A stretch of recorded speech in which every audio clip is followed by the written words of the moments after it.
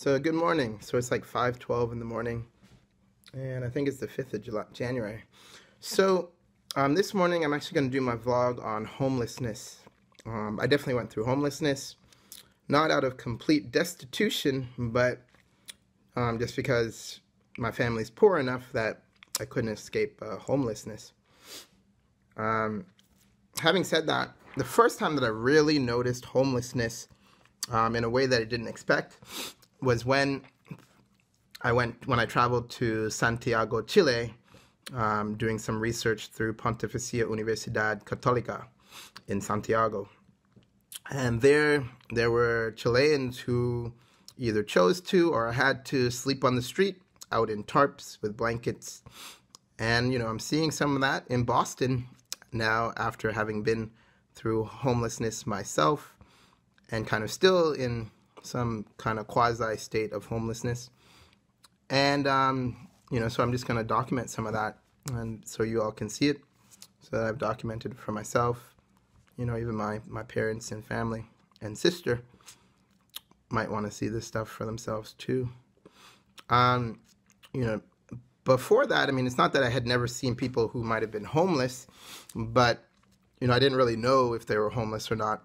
I didn't really see much homelessness in Mississauga, Ontario, Canada, or in Canada in general. I do know it does exist there, but, like I've gone back and seen one or two people who might be homeless, but definitely not even on the level of what I saw in Santiago or what I see in Boston. And then, obviously in Jamaica, I have seen poverty in Jamaica, specifically Kingston, Brownstown, Montego Bay, and Maypen, but and probably mostly Brownstown and Kingston, but it always seemed different partly because of the climate. It's so warm on the island, and then it's such a small island with a small number of people. It seems like they always get by either way. And it wasn't clear to me if they were homeless or just poor and like didn't have shoes. But yeah, I've seen definitely a lot of shoeless people in Jamaica, running around barefoot or riding bicycles. But it seems like they do have enough to eat. I guess on another note, for people who want to experience homelessness, it's not horrible. There are some amazing components to homelessness. One of the biggest ones is, not having the financial concern of paying for a house, specifically, or having to pay for much of anything other than maybe food, if you can't find free food or can't hunt.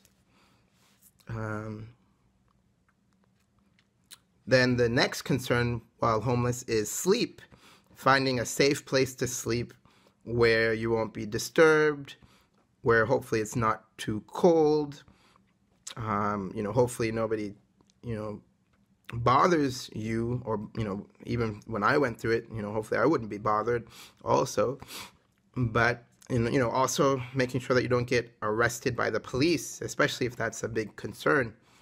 So, for people who want to experience homelessness, but do not want to forego the financial successes or wealth that they've accumulated, one way to do it is to pay off your bills for a period of 6 months and turn off the things that you don't need for that period, and then lock your door. Make sure you have enough money in an account or a credit card. I'd suggest using a debit card, though, with maybe $1,000 or $2,000. And if you do it that way, then you can just go out for a period of 5 months to 6 months or so and walk the earth without really having to go back to your house over that period of time. And obviously you have to be careful of the police, especially if you're in a position where an arrest or a criminal charge or a conviction would affect your quality of life. But yeah, that's almost like backpacking pretty much, which a lot of people do. And I've had a little bit of experience with too, through Europe, parts of South America, and a little bit in England, and Canada to some extent, and even a little bit like quasi-backpacking in Jamaica. But yeah, that's one way to experience, homelessness, or what it's like to live on Earth without going back to a bed in your house. But I would definitely say if you have the means, put aside about $2,000. The reason why is in the beginning it might be hard to find the places to get food to subside and provide proper nutrition. And then two, at the end you want some, money just in case you have an emergency and decide that you want to get back home quickly, where you can either pay for a bus, rent a car, pay for a flight, or get on the train and pay. And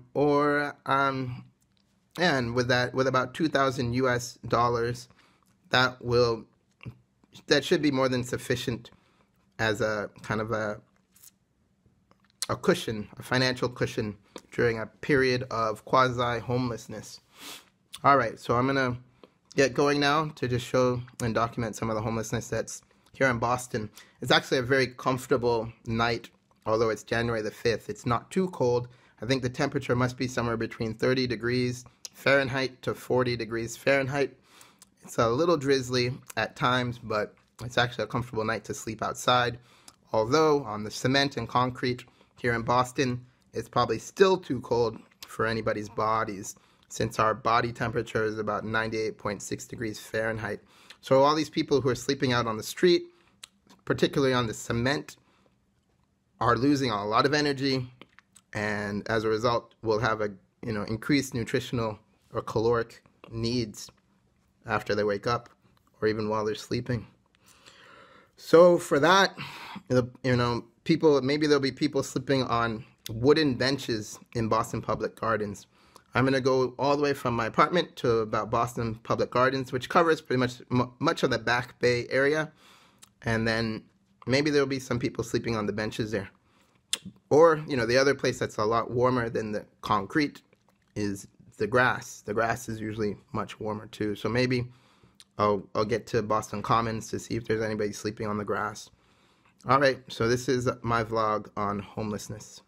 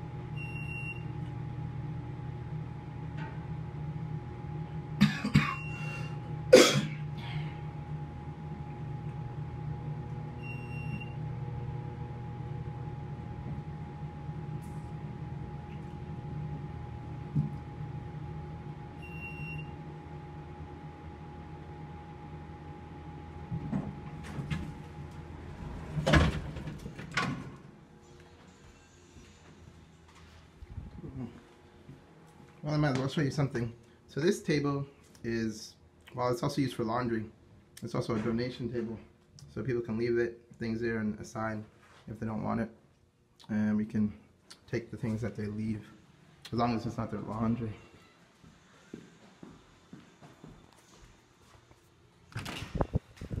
And that is the entrance to my building. So I'm actually so this is the Avenue of the Arts here in Boston.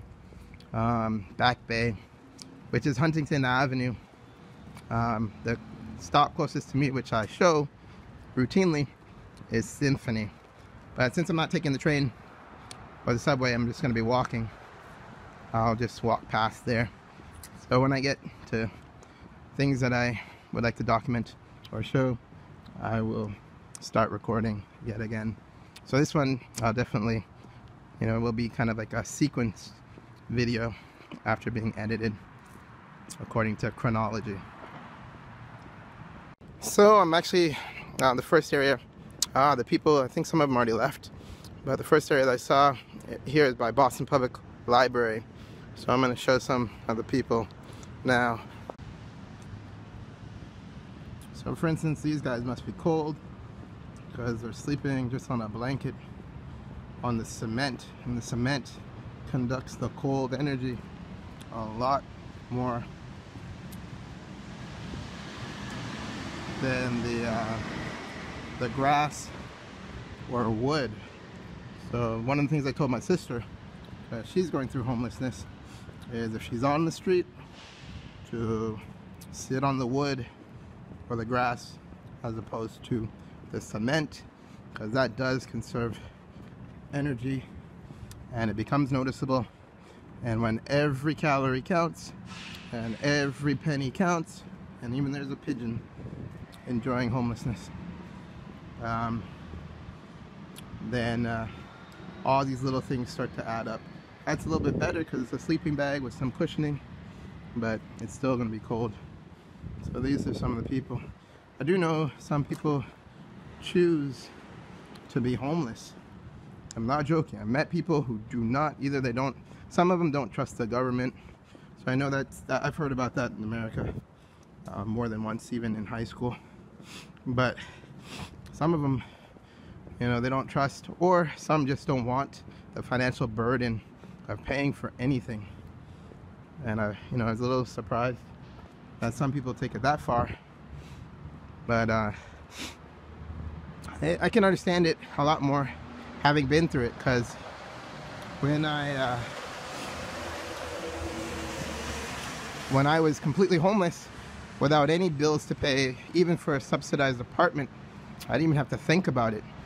My mind could be on, and brain was focused on everything else that was interesting to me and exciting to me. And it was really peaceful and calming. And in the beginning, I didn't have any concern for the businesses or the police or the cops or bystanders. I just kept going from place to place, enjoying myself. This is something someone's left behind. So yeah, this is definitely something that's abandoned. So I'm gonna pick this up too. And this is also abandoned.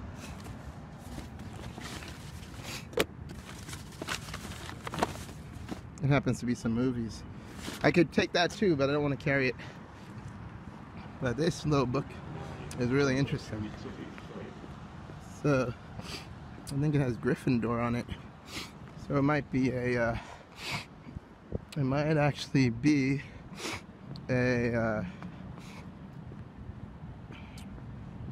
some kind of journal for people who like J.K. Rowling. What is that book again? Harry Potter.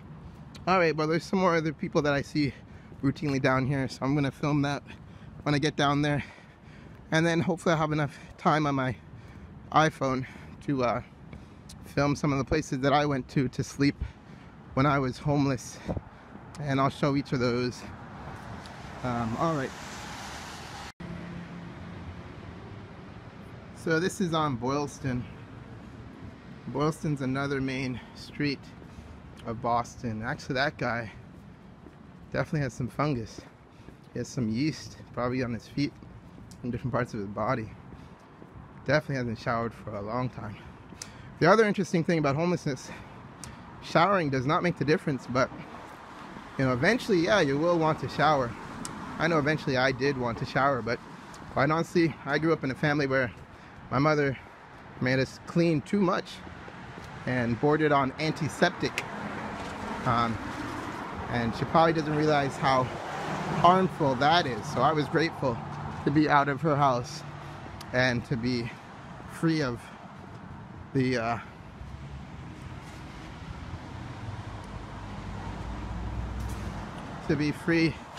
her demands to shower, to pray, to believe in God, to go to church. Those were her demands. I'm grateful, that I live a relatively clean life, or an absolutely clean life, but there's just some things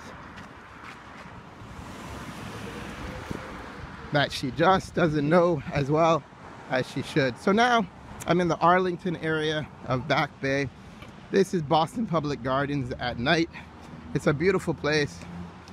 It's actually, I think it's probably, I don't know if it's closed or open at this time, and I never knew that this was even an issue. So it's actually walk-through traffic only after 11:30 p.m. so I can walk through. I didn't even know about these signs growing up. I'm sure they have them in Jamaica too, so I don't think it's a difference between Jamaica, Canada, and the United States per se. Although I don't recall them having as many and as detailed signs in Jamaica as they have clearly in the United States, and probably clearly in England, and probably Ireland, and probably Australia, and most definitely probably Canada too. But I remember one day in Florida, I was in Lauderhill walking around, and I noticed all these signs. I was just walking around reading everything. This was after medical school, when it was so clear to me how important words are for knowing things. It's great to have ideas, but if you don't have the words, especially the ones that are already well established, then you really don't know, and you really can't prove it. So I remember that day vividly, because I started noticing all the signs, and so I'm going to walk all the way over to Boston Common from here. And when I noticed those signs, I stopped and started reading them, and started to realize how clear those words were, even some of them that I didn't really know the meanings for yet. For instance, I didn't really know what loitering exactly is or was, and I didn't really know the difference between loitering and soliciting. I understood a little bit more about soliciting because I've been solicited many times for like credit cards or for donations for charitable organizations, but so I definitely had to go back and read up on those things, even Google that. And I really didn't exactly know what would be considered trespassing. Part of that was a little selective because I want to do what I want to do, but also because I hadn't really sat to read the clear definitions. And I know that there are almost always exceptions, but I just don't always know what those exceptions are. And obviously I prefer to utilize all that in my favor, as opposed to being the subject of punishment from those things. So that's why knowing makes a difference. Another reason why knowing makes a difference. And in this situation, especially in a legal context. And for the people who go through homelessness, so these are some of the lights that they have up that they do for the winter. They also put in flowers, I think every spring, like new flowers. And they might do it more than once. Yeah, Boston's definitely a well-kept city. So anyway, yeah, so I had to look those things up, just like I had to look up a lot of anatomical terms when I was a medical student at Harvard. And just like, I had to look up, or actually learn from the text. I learned from the text a lot when I was at University of South Florida and at Bishop Moore High School, and also St. Andrews. It's interesting, in Canada, from kindergarten to 3rd grade, I really didn't work as hard as I did after arriving in Orlando. And part of the reason is because, I was willing to hang out in Canada and have a great time with all the girls and boys there. But then I got into trouble for some reason. I still don't really know what the exact reasons were. I wasn't doing anything intentionally to get in trouble.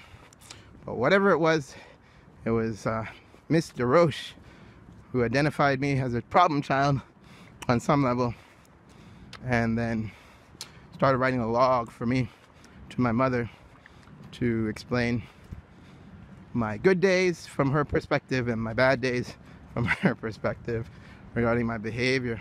When really all I was doing is sitting, looking around, observing the kids, and in part figuring out who I really liked that's pretty much what I do with most of my life. Just hang out, aside from eat, sleep, and obviously sex. You know, hang out and see who do I really like, who do I want to hang out with. Will I ever have a friend? Oh God. So anyway, I walked this way because I wanted to see what these lights were. I thought it was along that little bridge too, but it's just the trees. And it seems they might have planted some of these trees, or they might have been here. I think I haven't really noticed these conifers on the either side. So this is getting through Boston Public Garden. So actually you can walk through here at any time. You just can't linger. So after 11:30 p.m. So that's the reason why there's probably nobody sleeping on the benches. Because if I was homeless outside at this point on a night like tonight, I would probably be looking for a wooden bench to sleep on, unless I could have slept in the Prudential. But yeah, I got arrested for trespassing in Prudential once when I was homeless on a cold November night, because I was sleeping and because I wasn't really buying anything. So this is Boston Common. I think they leave this open 24 hours. I probably should start checking these signs more routinely to just be sure, because pretty much once you make a decision and go with it, if it's illegal and you get caught, rotted, consequences are dire. So this is that. So the park closes at dusk unless otherwise posted. Can't smoke in this park. It's a $250 fine. So you're not supposed to. No alcoholic beverages, no skateboarding, no roller skating, no bicycling, dogs on leashes only, unless otherwise posted. So yeah, I mean, I really shouldn't probably be walking through it, but it just doesn't make sense. I don't think they enforce that stuff harshly, but anyway, I can't see anybody who is particularly sleeping on the grass. That's the main reason why I was going there, to see if there are any intelligent people who know sleep on warm things. Woo, gotta go.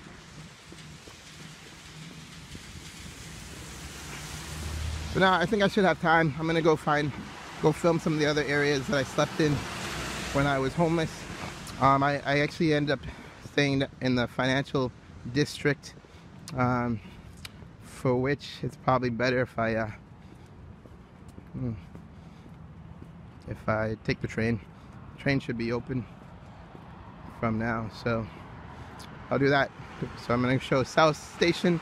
Probably do this in the next vlog, but it'll be South Station. This Bank of America ATM where I used to sleep, and then there's also I slept at this post office area down by South Station too. And then there were some places where I slept outside, so I'll show one of those places. It was a really nice night in the autumn. And then also Kendall, there's a hotel at Kendall that I slept in, which technically is trespassing too. But I did make sure and spend some money there too. Although even with that, it's still technically trespassing. But I definitely ate brunches there and spent the $25 for a brunch more than once, partly because I was sleeping there at night. And when I factor in the cost of sleeping in that building for what they would charge me, which would be like $100 to $200 a night for, you know, getting to sleep on the floor there and staying out of the way. I think it was only 2 nights that I did that. I needed a break from the street. It wasn't easy all the time on the street. Then, you know, when I factor that in, you know, the cost of brunch twice for $25 each seems like a big bargain, at least from that perspective. So anyway, I'm gonna go show those places next. There's another perfect one. All right, getting to, so this is South Station. I'm gonna show you where I used to sleep some nights. So yeah, so this is South Station. So this is one of the terminals for trains.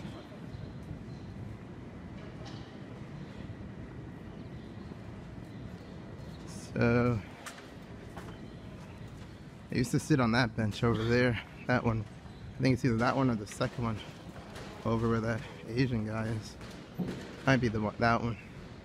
They switched some of the things around here since I was in this area as a homeless man.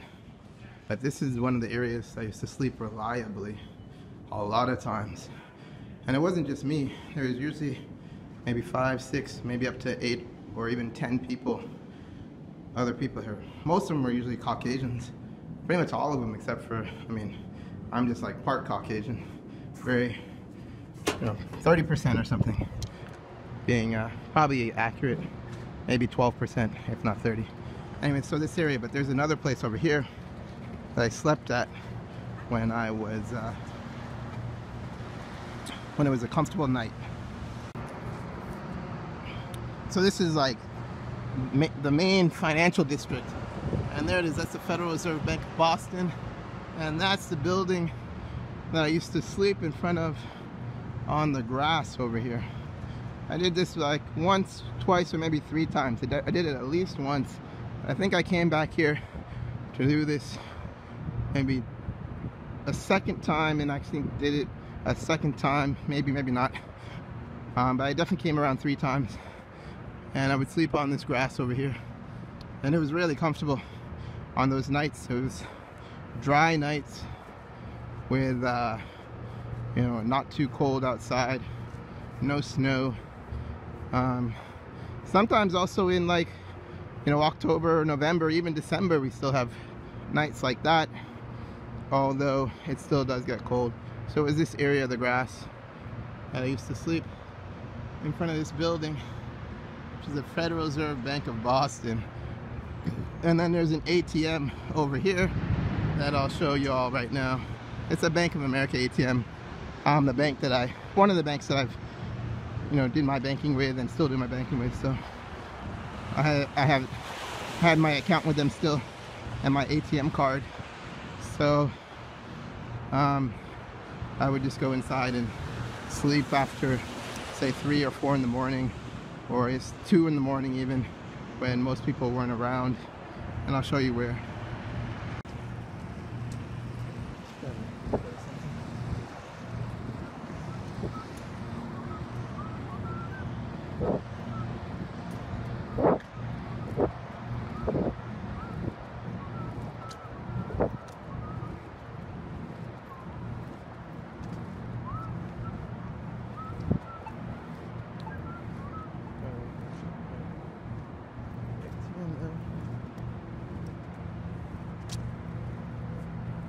Well, we're close to the ATM. This is the One Financial Center, and it looks like there's a Starbucks in there. I might actually go there to do some work one day, as finding different cafes and different quiet places to go to really makes a difference.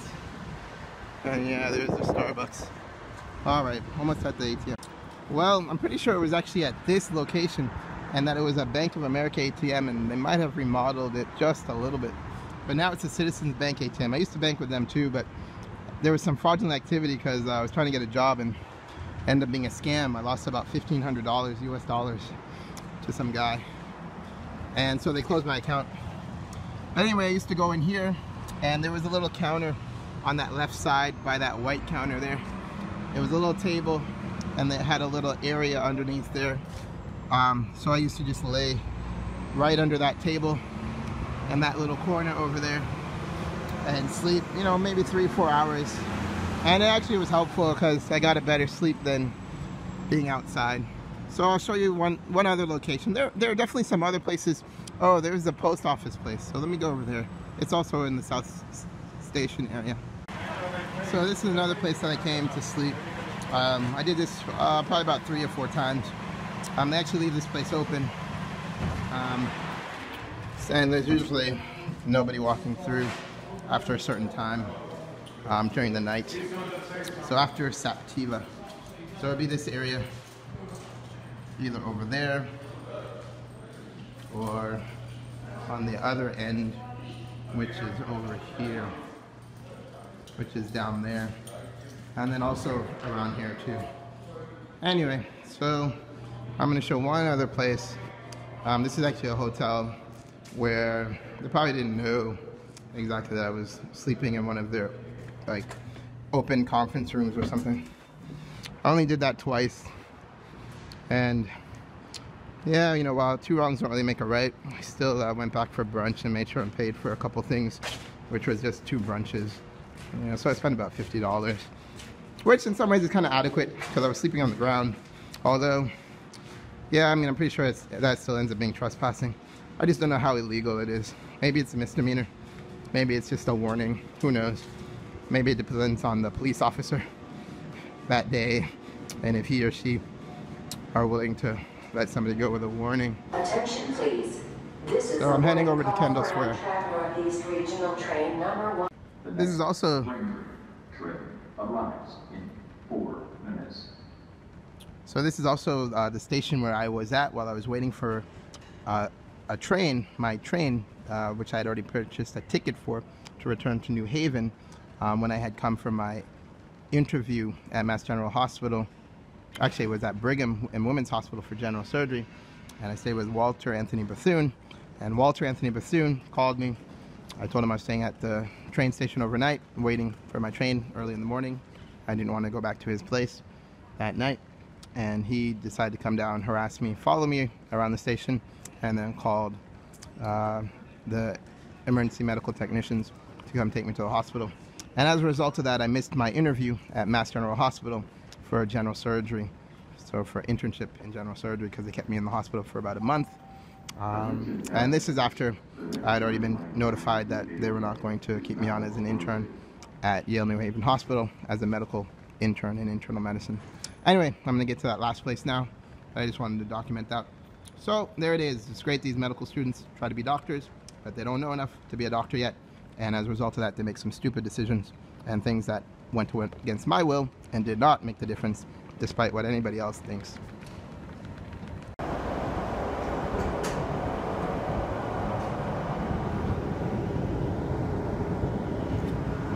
Entering Kendall. I'm walking to that hotel. Just found out, I knew this a little bit, but I didn't know the exact location. Google has an office right here. It's just like the travel office, not the main headquarters. And actually, I might as well note for people out there still working on nutrition and diet, some of the places that are really good when you're looking for a meal that is, you know, a little more filling but highly nutritious are Clover and Sweet Greens. Those two are really good. I'd go there a lot, especially as I was figuring out what healthy foods to buy to eat, and I didn't want to waste my money buying groceries on things that I wasn't necessarily going to eat. So those are some great options. In addition to that, there is also it's also good to go out to fancy restaurants, no doubt about that, even if you have to spend a little bit more money, because the food is usually high quality and it starts to broaden your palate, as it did mine, and you start to experience other foods that you otherwise won't know about and you wouldn't be cooking. And then once you get that, you can start learning about the ingredients and what it takes to make those foods, or to do your own rendition. But for me, some of those restaurants were Atlantic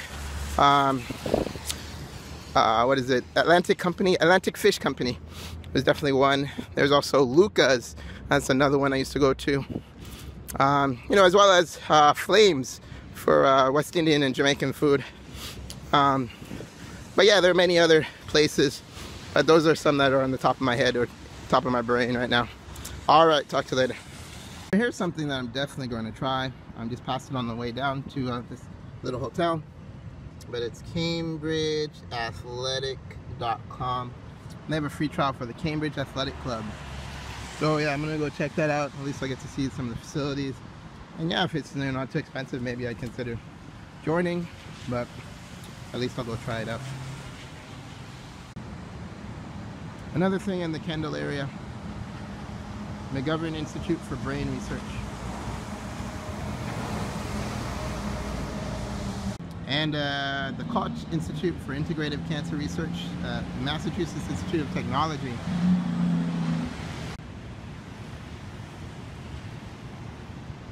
So here's one other place that I slept. It's the Kendall Hotel. Had I had the money, I would have just paid for a room here, because this place looks really cool and comfortable. But this is where I end up going to eat a couple times, paying for a couple meals, and this is where I went. So it's See if I can see the room. So yeah, the room is all the way down there by that white door to the left.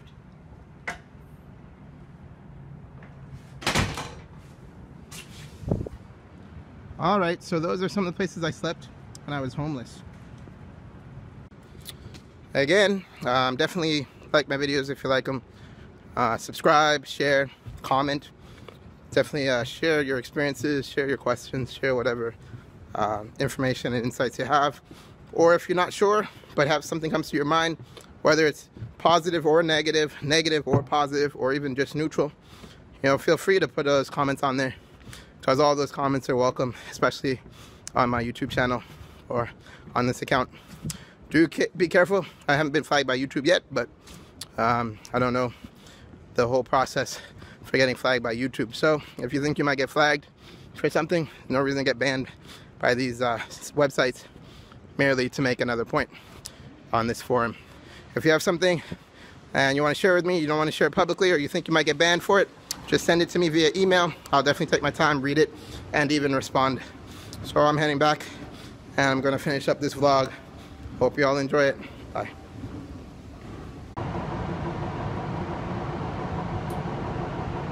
That's the John Hancock yet again, and the Prudential, and then that other building that they're building, and that's the Charles River, and this is MGH T-stop coming up, Charles MGH.